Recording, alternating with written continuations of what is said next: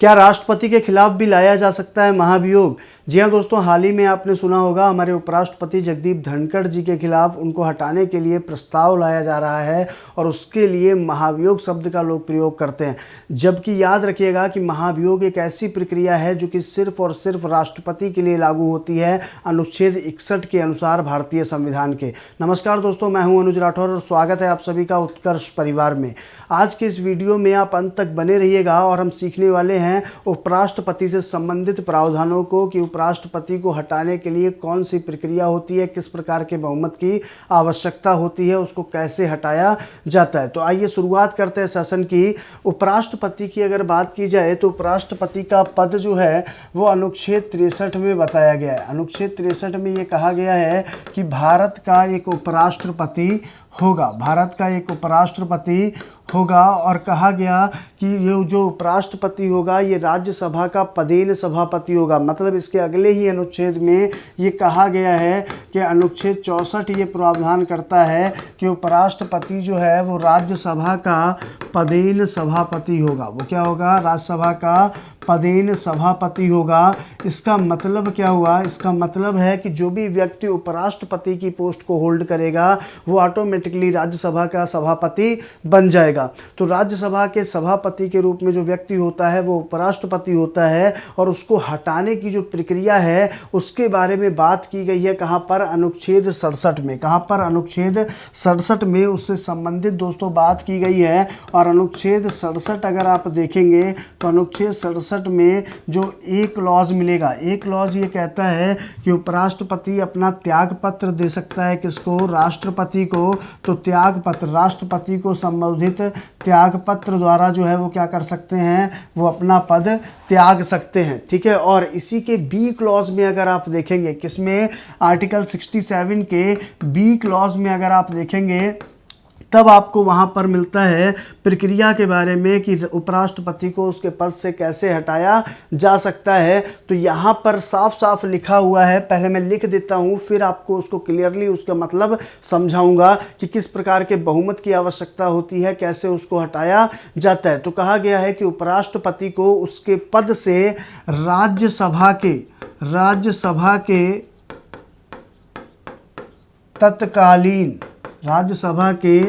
तत्कालीन समस्त सदस्यों के बहुमत द्वारा पारित ऐसे प्रस्ताव से हटाया जा सकता है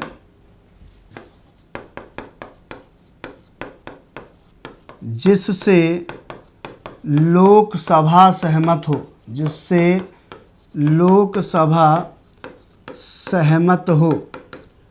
ठीक है, ध्यान से सुनिएगा, बहुत ही ध्यान से सुनिएगा और हो सके तो चीज़ों को नोट भी कर लीजिएगा आप लोग। ये जो प्रक्रिया है कहाँ बताई गई है? अनुच्छेद 67B में बताई गई है। और यहाँ पर कहा गया है कि राज्यसभा के ऐसे प्रस्ताव द्वारा तत्कालीन समस्त सदस्यों के बहुमत द्वारा पारित ऐसे प्रस्ताव द्वारा हटाया जा सकता है जिससे लोकसभा सहमत हो, लेकिन इसकी 14 दिन पूर्व सूचना जो है वो उपराष्ट्रपति को दी जाएगी। 14 दिन पूर्व सूचना जो है वो उपराष्ट्रपति को दी जाएगी। ठीक है, मतलब क्या हुआ कि जब भी वाइस प्रेसिडेंट को उसके पोस्ट से हटाया जाना है तो उसकी 14 दिन पहले क्या करना पड़ेगा? सूचना देनी पड़ेगी। और दूसरी चीज़ ये है कि उपराष्ट्रपति को हटाने के लिए प्रस्ताव हमेशा कहाँ आएगा? तो राज्यसभा में आएगा। आपको पता है कि उपराष्ट्रपति राज्यसभा का पदेन सभापति होता है, तो राज्यसभा में ही पहले उसको क्या किया जाएगा? हटाने का प्रस्ताव हमेशा लाया जाता है। ये राज्यसभा की एक विशेष शक्ति है, स्पेशल पावर है राज्यसभा की। बाद में इसे सहमति के लिए कहाँ भेजा जाता है? लोकसभा में भेजा जाता है। अब यहाँ पर ध्यान से सुनिएगा कि बहुमत किस प्रकार का चाहिए। तो देखिए इन्होंने क्या कहा? इन्होंने कहा तत्कालीन समस्त सदस्यों के बहुमत द्वारा। ये जो तत्कालीन समस्त सदस्यों के बहुमत शब्द का प्रयोग हुआ है इसे हम बोलते हैं प्रभावी बहुमत। क्या बोलते हैं इसको? प्रभावी बहुमत, यानी कि इफेक्टिव मेजोरिटी। इसको क्या बोला जाता है? इफेक्टिव मेजोरिटी यानी कि प्रभावी बहुमत। और प्रभावी बहुमत का मतलब क्या होता है? जितनी टोटल सीट हैं उनमें से जो वैकेंट हैं, जैसे मान लीजिए कि अगर 250 सीट हैं और 250 में से मान लीजिए कि 15 सीट वैकेंट है, तो तो 235 का आधा क्या माना जाएगा, प्रभावी बहुमत माना जाएगा। उसके आधे से अधिक जो है प्रभावी बहुमत कहलाएगा। तो याद रखिएगा कि वहां पर सिंपल मेजॉरिटी, साधारण बहुमत क्या होता है, तो साधारण बहुमत जो होता है वो होता है कुल सदस्य संख्या के आधे से अधिक। लेकिन यहाँ कुल सदस्य संख्या की बात नहीं कह रहा है, कह रहा है उस समय by the all then members, यानी कि तत्कालीन सदस्यों के बहुमत द्वारा, यानी कि जितनी टोटल सीट उस समय भरी हुई हैं उन सीटों पर, उन सीटों के बहुमत से क्या किया जाएगा, राज्यसभा क्या करेगी, प्रस्ताव पारित करेगी और इस प्रस्ताव को कहाँ भेजेगी, लोकसभा को भेजेगी। और लोकसभा की जहाँ पर सहमति की बात हो रही है, यहाँ पर आप दोस्तों याद रखिएगा कि साधारण बहुमत से इसको किया जा सकता है, साधारण बहुमत से किया जा सकता है। यानी कि जो दूसरा मैंने अभी आपको सिखाया कि साधारण बहुमत का मतलब होता है कि उपराष्ट्रपति को हटाने के लिए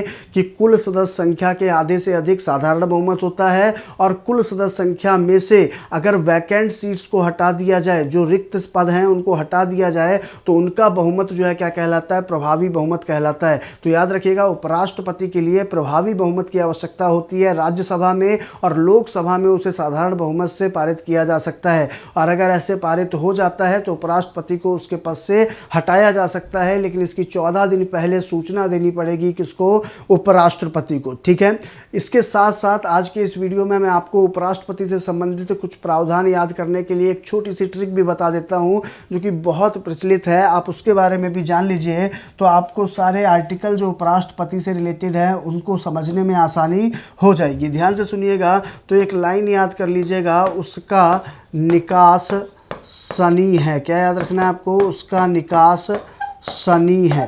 ठीक है, उसका निकास शनि याद रखिएगा। क्या याद रखना है, उसका निकास शनि याद रखना है। तो आप देखिए कि ये जो है आपका 63 में हो जाएगा कौन, तो ये आपका हो गया कौन, उपराष्ट्रपति। यहाँ पर एक तरफ आर्टिकल लिख लीजिए 63, 64, 65, 66, 67, 68, 69 और 70। ये सारे आर्टिकल किससे रिलेटेड हैं, उपराष्ट्रपति से रिलेटेड हैं। अब इनका मतलब क्या होता है उसको भी मैं आपको समझा देता हूँ, ताकि एक ही लाइन में आपको उपराष्ट्रपति के सारे आर्टिकल भी बच्चों याद हो सके। तो ध्यान से सुनिएगा मेरी बात को, ध्यान से सुनिएगा।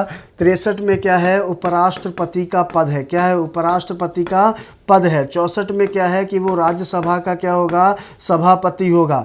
ठीक है, 65 में किसकी बात की गई है, 65 में बात की गई है कि उसका काम क्या होगा, कार्य क्या होगा, तो वो राष्ट्रपति के रूप में, जब राष्ट्रपति का पद रिक्त होगा तो वो राष्ट्रपति के रूप में कार्य करेगा। 66 में किसकी बात की गई है, इसके निर्वाचन की बात की गई है कि इसका निर्वाचन कैसे कराया जाएगा। 67 में इसके कार्यकाल की बात की गई है। इसी तरीके से अगर 68 में हम लोग बात करें तो 68 में जो है किस चीज़ की बात की गई है, तो इसकी जो सेवा शर्तें हैं उनके बारे में बात की गई है। यानी कि अगर कहा गया है कि ये जो है पद रिक्त हो जाता है अगर उपराष्ट्रपति का, तो कितने समय में इसको दोबारा वापस लाया जाएगा। ठीक है, और 69 में इसकी शपथ की बात की गई है, और 70 में अन्य राष्ट्रपति की अन्य आकस्मिकताओं में उनके कर्तव्यों का निर्वहन करने की इसको जो शक्ति दी गई है वो कहाँ पर है, अनुच्छेद 70 में। तो ये एक छोटा सा प्रयास था आप तक उपराष्ट्रपति के बारे में सारी जानकारी एक माध्यम से पहुंचाने का, जिससे कि आपको इस बात को क्लियर कर सकें आप कि उपराष्ट्रपति के लिए महाभियोग शब्द का प्रयोग नहीं होता। ध्यान रखिएगा। और ऐसी ही गलती जो है की जाती है जब हम बात करते हैं सर्वोच्च न्यायालय के मुख्य न्यायाधीश के बारे में। तो सर्वोच्च न्यायालय के मुख्य न्यायाधीश के लिए भी कह दिया जाता है कि महाभियोग जो है लाया गया। तो याद रखिएगा, महाभियोग सिर्फ और सिर्फ राष्ट्रपति के लिए लाया जाता है, वो देश का अध्यक्ष होता है, और अनुच्छेद 61 में विहित प्रक्रिया के द्वारा उसको महाभियोग से हटाया जाता है। जबकि सर्वोच्च न्यायालय के मुख्य न्यायाधीश को अनुच्छेद 124 के खंड 4 की प्रक्रिया द्वारा हटाया जाता है, और वहां पर रिमूवल ऑफ सुप्रीम कोर्ट जजेस शब्द का प्रयोग होता है। सर्वोच्च न्यायालय को न्यायाधीश को हटाने की प्रक्रिया शब्द का प्रयोग होता है। इम्पीचमेंट, महाभियोग शब्द सिर्फ और सिर्फ राष्ट्रपति के लिए होता है। ऐसी महत्वपूर्ण जानकारी के लिए जुड़े रहिए मेरे साथ उत्कर्ष परिवार में। धन्यवाद।